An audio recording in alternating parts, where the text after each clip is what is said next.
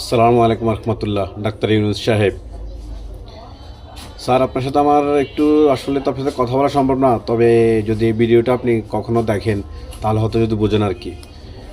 আসলে আমরা তো আজকে 17 বছর থেকে অনেক নির্যাতিত, নিপীড়িত। আমাদের বাংলাদেশ সবগুলো মানুষের কোনো সময় বাক স্বাধীনতা কেড়ে নিয়েছে।